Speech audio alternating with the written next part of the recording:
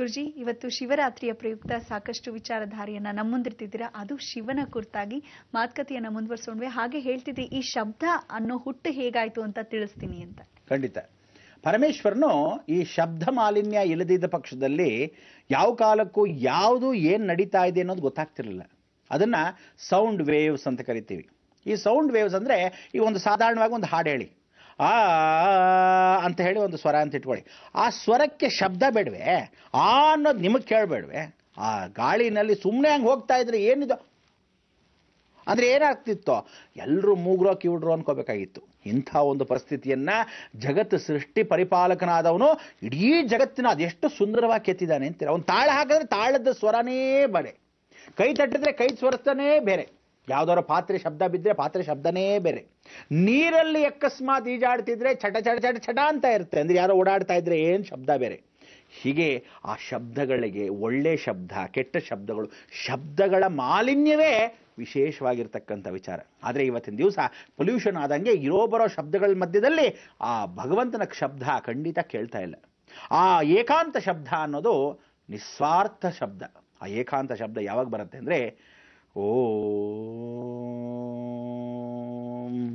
ಅಂತಾರೆ. ಆ ಓಂಕಾರದಲ್ಲಿ ಮಧ್ಯದಲ್ಲಿ ನಿಸ್ವರ ಅಂತ ಬರ್ತಕ್ಕಂಥ ಒಂದು ಶಾಂತಿಯುತ ವಾತಾವರಣ.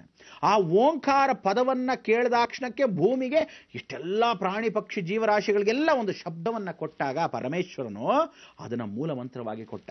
ಹೇಗೆ ಕೊಟ್ಟ ಅನ್ನೋದು ಕೇಳಬೇಕಲ್ಲ. ಈಗೋ ಕೇಳಿ. आदि ग्रंथ ऋग्वेद में ऐसी ऋचाएं प्राप्त होती हैं जिसमें ऋषि मुनियों ने कहा है कि शिव शंभु ध्वनि को, भाषा को पृथ्वी पर लाए हैं।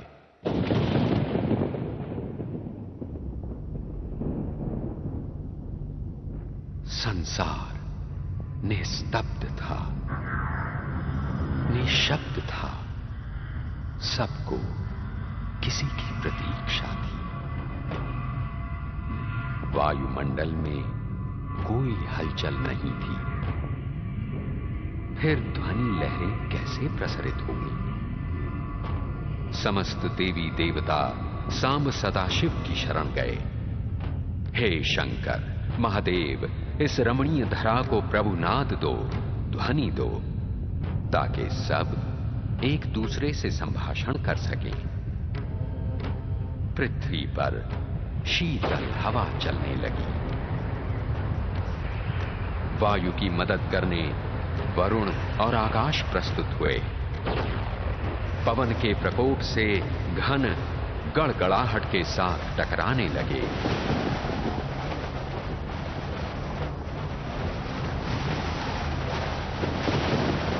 मेघ और बिजली का ये नर्तन गगन की रंगशाला में आरंभ हुआ। धरती प्रथम वर्षा से सुस्नात हुई। जल बिंदु वसुंधरा पर नियमित गति से गिरने लगे। लय ने समा बांध दिया।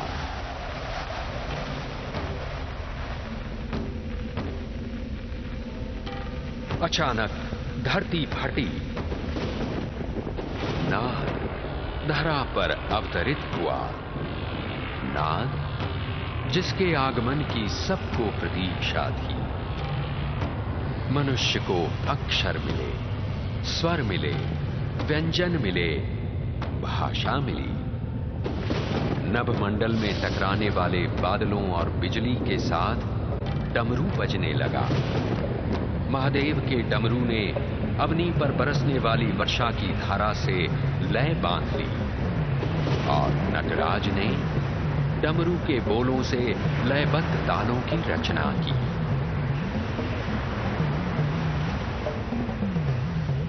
उनके स्वर से स्वर मिलाकर संगीत उत्पन्न हुआ। 7 सुरों से सजा हुआ संगीत, जिससे स्वयं शिव पार्वती संतुष्ट हुए, रीझ गए।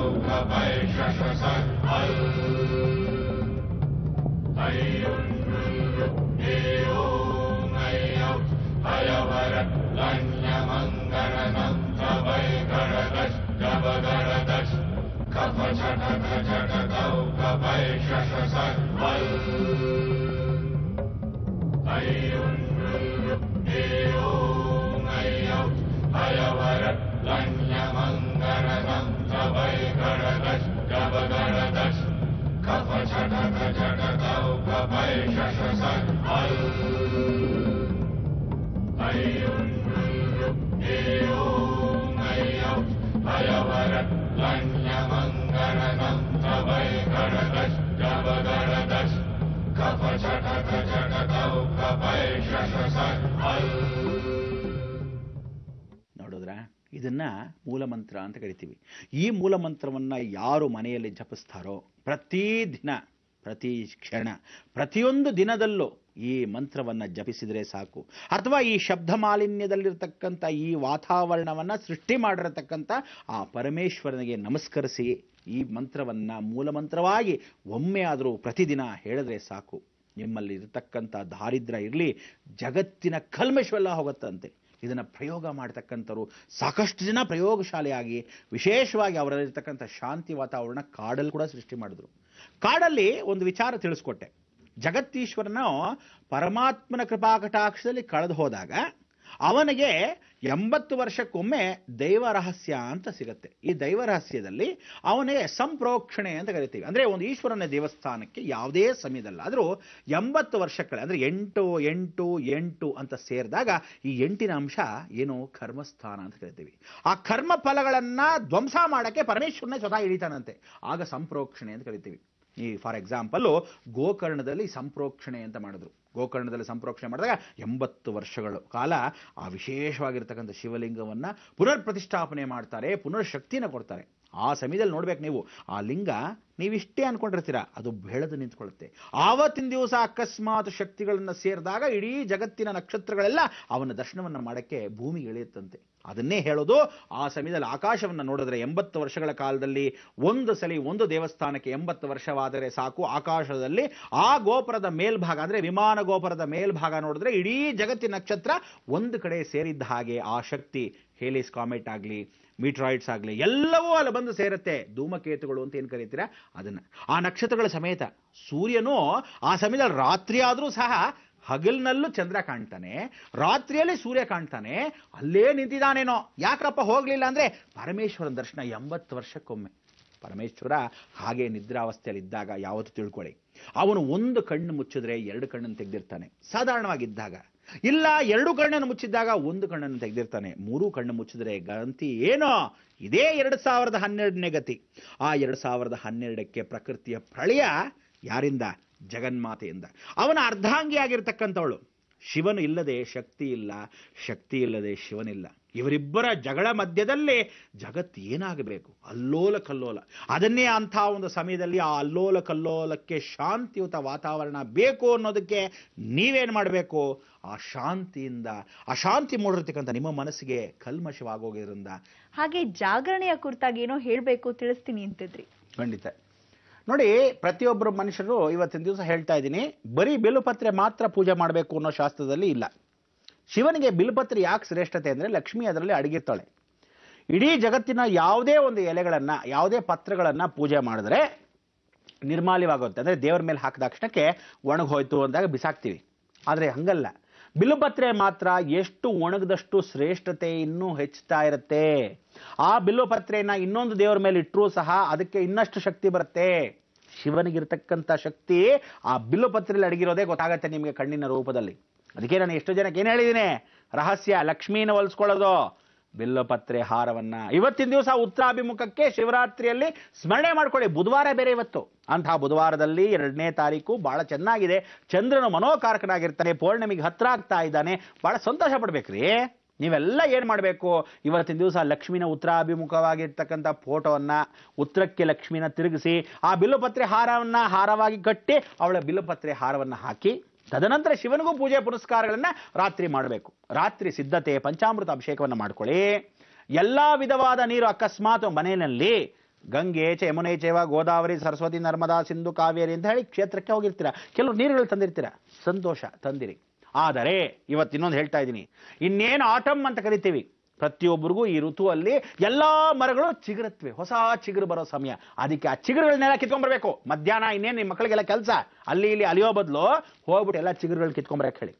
ಆಲ್ದ ಮರ ಚಿಗುರು, ಬೇವಿನ ಮರ ಚಿಗುರು, ಎಂಥ ಗಿಡ ಮರಗಳಿರಲಿ, ಎಷ್ಟು ಚಿಗುರು ಸಿಗತ್ತೋ ಎರಡೆರಡು ಸಿಗಲಿರಿ. ಶಾಸ್ತ್ರಕ್ಕೆ ಎಲ್ಲಾ ಗಿಡದಲ್ಲೂ ಹುಣಸೆ ಮರ ಚಿಗುರಿಂದ ಹಿಡಿದು ಯಾವುದೇ ಮರ ಆಗಲಿ, ಈ ಮರ ಬೇಡ, ಆ ಮರ ಬೇಡ, ಇಂಥ ಗಿಡ ಬೇಡ, ಅಂಥ ಗಿಡ ಬೇಡ ಅಂತ ಹೇಳಿಲ್ಲ.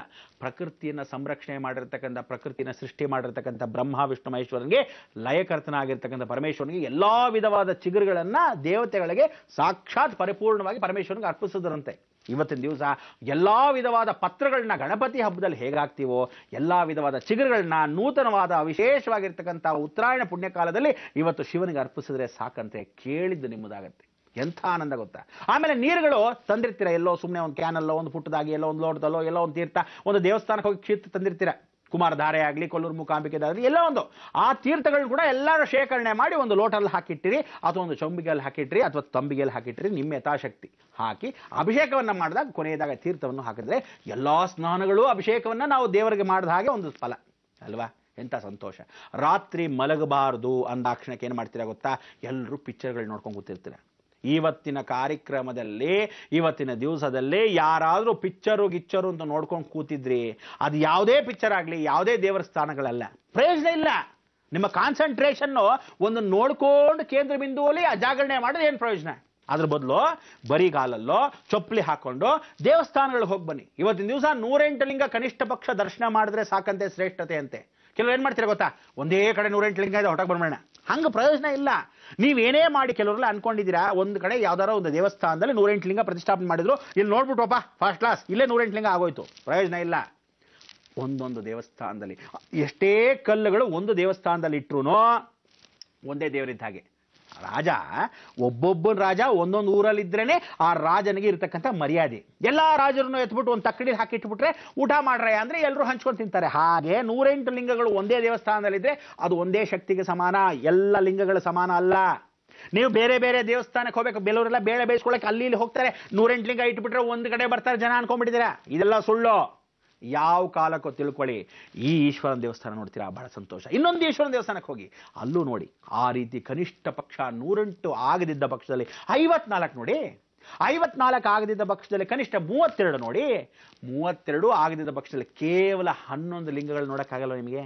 ಖಂಡಿತ ಸಾಧ್ಯ ಇದೆ. ಮನಸ್ಸಿದ್ದಲ್ಲಿ ಮಾರ್ಗ. ಆ ಮನಸ್ಸಿಗೆ ಬೇಕಾಗಿರ್ತಕ್ಕಂಥ ಶಾಂತಿ ವಾತಾವರಣ. ಈ ಒಂದು ಸಂಗೀತವನ್ನು ಹಾಕ್ತೀನಿ ನೋಡಿ, ಏನು ಚೆನ್ನಾಗಿದೆ, ಏನು ಆನಂದವಾಗುತ್ತೆ, ಎಂಥ ಸಂತೋಷವಾಗುತ್ತೆ ಅಂದ್ರೆ, ಶಿವನಷ್ಟು ಸುಂದರ ಇಡೀ ಜಗತ್ತಲ್ಲಿ ಇಲ್ಲ ಅನ್ನೋದಕ್ಕೆ ಸಾಕ್ಷಿರೂಪ ಮನಸ್ಸಿಗಿಂತ ಸುಂದರ ಅವನು ಅಂದ್ರೆ, ಆ ಮನಸ್ಸು ಕೂಡ ಲಯದಲ್ಲಿ ತಲ್ಲೀನವಾಗತ್ತಂತೆ. ಏನು ಆನಂದವಾಗತ್ತಂತೆ. ಪ್ರತಿಯೊಬ್ಬರಿಗೂ ಬೇಕಾಗಿರೋ ಸಂಗೀತ, ಪ್ರತಿಯೊಬ್ಬರಿಗೂ ಮನಸ್ಸು ಬೇಕಾಗಿರೋ ಶಾಂತಿ, ಪ್ರತಿಯೊಬ್ಬರಿಗೂ ಬೇಕಾಗಿರ್ತಕ್ಕಂಥ ನೆಮ್ಮದಿ ಎಲ್ಲಿ ಸಿಗತ್ತೆ ಅಂದ್ರೆ ಭಗವಂತನ ನಾಮಸ್ಮರಣೆಯಲ್ಲಿ. ಅದಕ್ಕೆ ಓಂ ನಮಃ ಶಿವಾಯ. ನಾ ಶಿವಾಯ ಅಂದ್ರೆ ಜಗತ್ತೇನು, ಅದಕ್ಕೋಸ್ಕರ ಜಗತ್ತೆಲ್ಲ ಸಂರಕ್ಷಣೆ ಮಾಡೋದು ಆ ಓಂ. ಏಕಾಕ್ಷರಂ ಬ್ರಹ್ಮ, ಒಂದೇ ಅಕ್ಷರದಲ್ಲಿರ್ತಕ್ಕಂಥ ಶಕ್ತಿ ಆ ಓಂಕಾರ ಪರಮಾತ್ಮ. ಇಂಥ ಒಂದು ಶಿವನು ಅವನು ಯೋಗಿಯಾಗಿದ್ದರೆ, ಯೋಗ ಭೋಗದಲ್ಲಿದ್ದರೆ, ಆ ಭೋಗಗಳನ್ನು ನೀವು ಅನುಭವಿಸಬೇಕಾದ್ರೆ ಈ ಶಿವರಾತ್ರಿಯಲ್ಲಿ ಮಾತ್ರ ಸಾಧ್ಯ. ದಯವಿಟ್ಟು ಉಪವಾಸಗಳು ಮಾಡ್ತಾ ಇದ್ದೀರಾ, ಸಂತೋಷ. ನೀವು ಉಪವಾಸ ಮಾಡಬೇಕಾದ್ರೆ ಅನ್ನದ ಪದಾರ್ಥವನ್ನೇ ತಿನ್ನಬಾರ್ದು, ಅನ್ನದ ಅಕ್ಕಿಯನ್ನ ಪದಾರ್ಥಗಳನ್ನು ತಿನ್ನಬಾರ್ದು. ಯಾವ ಕಾಲಕ್ಕೂ ಅಕಸ್ಮಾತ್ ರಾಗಿ ಹುರಿ ಇಟ್ಟೋ ಅಥವಾ ಯಾವ ಕಾಲಕ್ಕೂ ಗೋಧಿನೋ ಅಥವಾ ಜೋಳದ ಪದಾರ್ಥಗಳನ್ನು ತಗೋಬಹುದು. ಅವಲಕ್ಕಿನೂ ತಗೋಬೇಡಿ. ಕೆಲವೆಲ್ಲ ಏನು ಮಾಡ್ಬಿಡ್ತೀರ ಗೊತ್ತಾ, ಒಂದ್ಸಲಿ ಒಂದು ಮೊಸರು ಅವಲಕ್ಕಿ ಮಾಡಿಬಿಟ್ರೆ ಸಾಕು. ಏನು ಏಕಾದಶಿಗೂ ಅದೇ, ಇವತ್ತು ಶಿವರಾತ್ರಿಗೂ ಅದೇ. ಈಸಿ ನೋಡಿ, ಭಾಳ ಚೆನ್ನಾಗಿ. ಏನು ಅಂದರೆ ಒಂದ್ಸಲಿ ಅವಲಕ್ಕಿ ನೆನೆ ಹಾಕ್ಬಿಟ್ರೆ ಒಂದು ಸ್ವಲ್ಪ ಖಾರ, ಒಂದು ಸ್ವಲ್ಪ ಸ್ವೀಟು, ಇನ್ನೊಂದು ಸ್ವಲ್ಪ ಏನಾದರೂ ಬೇಕಾದರೆ ಮೊಸರನ್ನ ಕಲಿಸ್ಬಿಡೋದು, ಮುಗಿದೋಯ್ತು ಅಂತೀರ. ಈಸಿ ಅಲ್ಲ ಲೈಫು. ಹಣ್ಣು ಹಂಪಲಗಳು ಕಷ್ಟಪಡಬೇಕು, ನೈವೇದ್ಯ ಇಡಬೇಕು ಭಗವಂತನಿಗೆ. ಅವನ ಹೆಸರು ನೀಕು ಚೂಪಲು 4 ಮೇಪಲು ಅಂತ ನೀವು ತಿನ್ನಕ್ಕೆ ಎಲ್ಲ ಐಟಮ್ ಮಾಡ್ಕೊಳ್ಳೋದಲ್ಲ. ಶಿವರಾತ್ರಿ ಉಪವಾಸ ಯಾವಾಗ ಅಂದರೆ ಮಧ್ಯಾಹ್ನದಲ್ಲಿ ಮಾತ್ರ ತಿನ್ನಬೇಕು, ರಾತ್ರಿ ತಿನ್ಕೊಂಡು ಕೂತ್ಕೊಳ್ಳೋದಲ್ಲ ಉಪವಾಸ. ಒಪ್ಪೊತ್ತು ಅಂತ ಅರ್ಥ. ಬೆಳಗ್ಗೆನೋ ತಿಂದು ಮಧ್ಯಾಹ್ನನೋ ತಿಂದು ಸಾಯಂಕಾಲ ತಿಂದರೆ ಉಪವಾಸ ಏನು ಬಂತಲ್ಲಿ? ಉಪವಾಸ. ಬೆಳಗ್ಗೆ ಪೂಜೆ ಆದ ತಕ್ಷಣ, ಮಾಧ್ಯಾಹ್ನದಲ್ಲಿ ಒಂದು ಪೂಜೆ ಆದ ತಕ್ಷಣ ನಮಸ್ಕಾರ ಮಾಡಿ ಉಪಹಾರ ತಗೊಂಡು ಮುಗಿದಾಯ್ತು, ಅಲ್ಲಿಗೆ ಕ್ಲೋಸ್ ಅಕೌಂಟ್. ಆಮೇಲೆ 4 ಯಾಮ ಪೂಜೆ. ಯಾವಾಗ? ಬೆಳಗ್ಗೆ 6ರಿಂದ 9, 9ರಿಂದ 12, 12ರಿಂದ ವಿಶೇಷವಾಗಿ 3, 3ರಿಂದ ಸಾಯಂಕಾಲ 6, 6ರಿಂದ ಯಾವ ಕಾಲಕ್ಕೆ? ಹೀಗೇ ಕಾಲಚಕ್ರ ಮತ್ತೆ ತಿರುಗುತ್ತೆ. ಅದಕ್ಕೆ ರಾತ್ರಿ ಪ್ರದೋಷ ಕಾಲಕ್ಕೆ ವಿಶೇಷವಾಗಿ ಶಿವರಾತ್ರಿ ಪೂಜೆ ಎಂದು ಶಿವನಿಗೆ ಅಭಿಷೇಕ 4 ಯಾಮಗಳು. ಅಂದರೆ ರಾತ್ರಿ ಸಾಯಂಕಾಲ 6 ಗಂಟೆಯಿಂದ ಶುರು ಆಗ್ಬಿಡುತ್ತೆ ಅಭಿಷೇಕ. 6ರಿಂದ 9, 9ರಿಂದ 12, 12ರಿಂದ 3, 3ರಿಂದ ಬೆಳಗಿನ ಜಾವ 6 ಗಂಟೆ. ಭಗವಂತನ ನಾಮಸ್ಮರಣೆ ಮಾತ್ರ ಇವತ್ತು ಕೆಲಸ, ಯಾತ್ರೆ ಮಾತ್ರ ಕೆಲಸ. ದೇವರ ನಾಮಸ್ಮರಣೆನ ಮಾತ್ರ ಎಲ್ಲ ಕಡೆನೂ ಶಿವ ಶಿವ ಶಿವ ಶಿವ ಅಂತ ಇರಬೇಕು. ಅಂಥ ಒಂದು ಅನುಗ್ರಹ ಇವತ್ತು ನೀವು ಮಾಡಿದ್ರೆ ನಿಜಕ್ಕೂ ನಾಳೆ ಫಿಕ್ಸೆಡ್ ಡಿಪಾಸಿಟ್, ಅದೇ ವಿಶೇಷವಾಗಿರ್ತಕ್ಕಂಥ ಕತ್ತಲ ವಾತಾವರಣ ಏನು ಬರುತ್ತೆ, ಪ್ರಕೃತಿ ಲಯವಾಗತ್ತೆ, ಕಾಪಾಡ್ತಾನೆ ಪರಮೇಶ್ವರನು. ಇದೇ ಕೊನೆ ಶಿವರಾತ್ರಿ ನಿಮಗೆ ಕೈಲಾಸದಲ್ಲಿ ಶಿವನ ಕೂತಿದ್ದಾನೆ, ದಕ್ಷಿಣಕ್ಕೆ ಬಂದ್ಬಿಡ್ತಾನೆ ದಕ್ಷಿಣೇಶ್ವರ. ಅದಕ್ಕೋಸ್ಕರ ಇಂಥ ಒಂದು ಶಕ್ತಿಯನ್ನು ಮೂಡತಕ್ಕಂಥ ಪ್ರತಿಯೊಬ್ಬನಿಗೆ, ಆ ಜೀವಂತವಾಗಿರ್ತಕ್ಕಂಥ ಪ್ರತಿಯೊಬ್ಬನಿಗೆ ನಾಳೆ ದಿವಸ ಆ ವಿಶೇಷವಾಗಿ ಚಂದ್ರ ದರ್ಶನವನ್ನು ಸಾಯಂಕಾಲದವರೆಗೂ ನೀವು ಮಾಡೋವರೆಗೂ ಯಾವ ಕಾಲಕ್ಕೂ ನಿದ್ರೆಯನ್ನು ತೂಗಿಸೋದು ಕೂಡ ಮಾಡೋ ಹಾಗಿದ್ರೆ ಖಂಡಿತ ಅದ್ರ ಬದಲು ಬಾಯಿ ಮುಚ್ಕೊಂಡು 2 ಯಾಮ ಪೂಜೆ ಮಾಡಿ ಲಕ್ಷ್ಮಣ ಮಲ್ಕೊಂಬಿಡಿ. ಶಿವರಾತ್ರಿ ಮಾಡ್ತೀನಿ ಅಂದ್ಬಿಟ್ಟು, ಜಾಗರಣೆ ಮಾಡ್ತೀನಿ ಅಂದ್ಬಿಟ್ಟು, ನಾಟಕ ಮಾಡಿಬಿಟ್ಟು ಬೆಳಗ್ಗೆ ಮಲ್ಕೊಂಡ್ಬಿಟ್ರೆ ಪ್ರಯೋಜನ ಇಲ್ಲ, ಎಲ್ಲ ನಶಿಸಿ ಹೋಯ್ತು. ಮಾಡೋ ಹಾಗಿದ್ರೆ ನಾಳೆ ಚಂದ್ರ ದರ್ಶನವನ್ನು ಮಾಡಿ ಉಪಹಾರವನ್ನು ಸ್ವೀಕರಿಸಿ. ನಾಳೆ ಕೂಡ ಉಪಹಾರವನ್ನೇ ಸ್ವೀಕರಿಸಬೇಕು. ನೀವು ತಕ್ಷಣ ಭಕ್ಷ್ಯ ಭೋಜನಗಳು ಇವತ್ತು ತಿಂದಿಲ್ಲದೆ ಇರೋದೆಲ್ಲ ನಾಳೆ ಸೇರಿಸಿ ತಿಂದುಬಿಟ್ರೆ ಪ್ರಯೋಜನ ಇಲ್ಲ. ಹಣ್ಣಂಪಗಳು ಜಾಸ್ತಿ ಬಂದಿರುತ್ತೆ ಮನೆಗೆ, ಎಲ್ಲ ಸೇರಿ ಪಂಚಾಮೃತ, ಫ್ರೂಟ್ ಸಾಲೆಡ್ ಫಿಕ್ಸಲ್ಲಿ ಇಟ್ಬಿಡೋದು, ಲಕ್ಷ್ಮ ಕಸ್ಟರ್ಡ್ ಪೌಡರ್ ಹಾಕಿ ತಿಂದ್ಬಿಡೋದು. ಹೀಗೆಲ್ಲ ಮಾಡ್ಕೋಬೇಡಿ. ಜೀವನದಲ್ಲಿ ತಿಳ್ಕೊಳ್ಳಿ, ಆ ಚಂದ್ರ ದರ್ಶನ ಯಾಕೆಂದರೆ ಜಡೆಯಲ್ಲಿರ್ತಕ್ಕಂಥ ಚಂದ್ರನ್ನ ದರ್ಶನ ಮಾಡಿದಾಗ ಶಿವನ ಜಟೆಯನ್ನು ನೀವು ನೋಡಿದ ಹಾಗೆ, ಪರಮಾತ್ಮನ ತಲೆಯನ್ನು ದರ್ಶನ ಮಾಡಿದ ಹಾಗೆ, ಅಷ್ಟು ದರ್ಶನ ಮಾಡಿ ಅಬ್ಬಾ ಪರಮಾತ್ಮ ಸಂತೋಷವಾಯಿತು, ಶಿವರಾತ್ರಿ ಮಾಡಿದ್ದಕ್ಕೆ ಸಾರ್ಥಕವಾಯಿತು ನಮ್ಮ ಜನ್ಮ ಅಂತ. ಇವತ್ತು ನಾವು ಕೂಡ ಈ ಕಾರ್ಯಕ್ರಮ ಮಾಡಿದ್ದಕ್ಕೆ ಸಾರ್ಥಕವಾಯಿತು. ಆದರೆ ಕಮ್ಮಿ ಇದ್ದ ಅವಧಿಯಲ್ಲೇ ಎಷ್ಟು ಮಟ್ಟಿಗೆ ಸಾಧ್ಯವೋ ಅಷ್ಟು ಮಟ್ಟಿಗೆ ನಿಮಗೆಲ್ಲರಿಗೂ ಸಂತೋಷವನ್ನು ಎಷ್ಟು ಮಟ್ಟಿಗೆ ಸಾಧ್ಯವೋ ಮಾಡಿದ್ದೀವಿ. ಸಾಯಂಕಾಲ ಮಾತ್ರ ಬರಬೇಕು ಅಂದ್ಕೊಂಡಿದ್ದೀವಿ. ರಾತ್ರಿ ನೀವೆಲ್ಲ ಕೂತ್ಕೊಂಡಿದ್ರೆ ಶಿವರಾತ್ರಿ ಅಬ್ಬಬ್ಬಾ ಏನು ಇವರೇ ತಿರುಗಿ ತಲೆ ತಿಂತಾರ ಅಂದ್ಕೊಳ್ಳೋ ಹಾಗಿದ್ರೆ ನಾವು ಬರ ಹೋಗಿಲ್ಲ. ನೀವು ಬೇಕು ಅಂದರೆ ಖಂಡಿತ ಬರ್ತೀನಿ. ಕಾರ್ಯಕ್ರಮದ ಮುಖಾಂತರವಾಗಿ ಶಿವ ಶಿವ ಅನ್ನೋಣ, ಯಾತ್ರೆ ಮುಖಾಂತರ ಯಾತ್ರೆಗೆ ಹೋಗೋಣ, ರಾತ್ರಿ ಎಲ್ಲ ಕೂತ್ಕೊಳ್ಳೋಕ್ಕೆ ಪ್ರಯತ್ನ ಪಡೋಣ. ಏನಂತೀರಾ? ಯಾವುದ್ಯಾವುದೋ ಕ್ಷೇತ್ರಗಳನ್ನ ತೋರಿಸ್ತೀನಿ, ಆ ಲೋಕಗಳೆಲ್ಲ ನೋಡಿದಾಗ ಆನಂದವಾಗತ್ತೆ ನಿಮಗೂ. ಜೀವನದಲ್ಲಿ ತಲ್ಲೀನ ಮನಃಶಾಂತಿ ನೆಮ್ಮದಿ ನಿಮಗೆ ಸಿಗಬೇಕು ಅನ್ನೋದಕ್ಕೆ ಇವತ್ತು ಸಾಕ್ಷಿ ರೂಪವಾಗುತ್ತೆ. ಎಲ್ಲರಿಗೂ ಒಳ್ಳೆಯದಾಗಲಿ, ಆ ಭಗವಂತನ ಕೃಪಾಕಟಾಕ್ಷ ಸಾರ್ಥಕವಾಗಲಿ, ನಿಮ್ಮ ಜನ್ಮ ಪಾವನವಾಗಲಿ ಅಂತ ಹೇಳ್ತಾ, ಶಿವನಾಮವು ಹಲವಾರು ಅಂತ ಹೇಳ್ತಾ, ವಂದೇ ಶಂಭುಮಾಪತಿಂ ಸುರಗುರಂ ವಂದೇ ಜಗತ್ಕಾರಣಂ ವಂದೇ ಪನ್ನಗಭೂಷಣಂ ಮೃಗಧರಂ ವಂದೇ ಪಶೂನಾಂ ಪತಿಂ ವಂದೇ ಸೂರ್ಯಶಶಾಂಕ ವಂದಿನಯನಂ ವಂದೇ ಮುಕುಂದ ಪ್ರಿಯಂ ವಂದೇ ಭಕ್ತಜನಾಶ್ರಯಂಚ ವರದಂ ವಂದೇ ಶಿವಂ ಶಂಕರಂ. ಲೋಕ ಸಮಸ್ತ ಸುಖಿನೋ ಭವಂತು, ಸನ್ಮಂಗಳಾನಿ ಭವಂತು. ಗುರುಜಿ, ಶಿವ ಅಂದ್ರೇನೆ ಒಂಥರ ರೋಮಾಂಚನ. ಶಿವ ಅಂದ್ರೆ ಯಾವತ್ತೂ ನಮ್ಮ ಕೈ ಹಿಡಿದು ನಡೆಸ್ತಾನೆ ಅನ್ನೋ ಮನೋಭಾವ ಎಲ್ಲ ಶಿವಭಕ್ತರಿಗೂ ವಿಶೇಷವಾದ ದಿನ ಶಿವರಾತ್ರಿ ಎಂದು ನಾವು ಹೇಗೆ ಆಚರಿಸಬೇಕು ಶಿವರಾತ್ರಿಯನ್ನ ನೀತಿಯಿಂದ ಅಂತ ಬಹಳ ಸೊಗಸಾಗಿ ತಿಳಿಸ್ಕೊಟ್ಟಿದ್ದೀರಾ. ನಮ್ಮ ಈ ಕಾರ್ಯಕ್ರಮಕ್ಕೆ ಆಗಮಿಸಕ್ಕಾಗಿ ಧನ್ಯವಾದಗಳು ಗುರುಜಿ. ಓಂ ನಮ ಶಿವಾಯ ಎಂದರೆ ನಮ್ಮ ಕಷ್ಟ ಕಾರ್ಪಣ್ಯಗಳಾಗುವುದು ಮಾಯ ಅಂತ ಹೇಳ್ತಾ, ಆ ಶಿವನನ್ನ ನಮಿಸ್ತಾ ನಮ್ಮ ಈ ಕಾರ್ಯಕ್ರಮವನ್ನ ಇಲ್ಲಿಗೆ ಮುಕ್ತಾಯಗೊಳಿಸ್ತಾ ಇದ್ದೇವೆ. ಮತ್ತೆ ನಾಳೆ ಸರಿಯಾಗಿ 9 ಗಂಟೆಗೆ ಬೃಹತ್ ಬ್ರಹ್ಮಾಂಡ ಕಾರ್ಯಕ್ರಮದಲ್ಲಿ ಭೇಟಿಯಾಗೋಣವಾ? ಹೋಗಿ ಬರ್ತೀವಿ. ನಮಸ್ಕಾರ.